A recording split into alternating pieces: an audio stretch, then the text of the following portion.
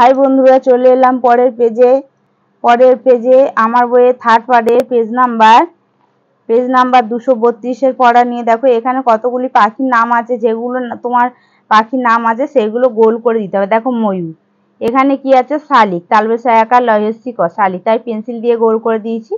তোমরা ভালো করে দেখে নাও। তারপরে ময়না, 29 দিয়ে দন্তেন একা ময়না। আর কি পাওয়া গেল, কাক, ক একার ক কাক। আর কি বাবুই, বয় আকার বয়স্য হচ্ছে বাবুই। আর ফিঙে, ফয়সি একা ফিঙে, দেখেছো গোল গোল করে দিয়েছি।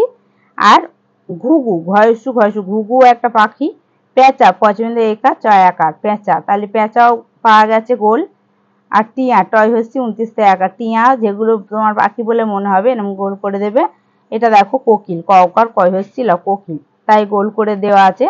দোয়েল, দ ওকার 29 ল দোয়েল। এইগুলো এইভাবে তোমরা করবে। আশা করি বুঝতে পেরেছো বন্ধুরা। এইভাবে তোমরা যে যে পাখি মনে হবে তোমরা এইভাবে গোল করে দেবে, এইভাবে গোল করে তোমরা করবে।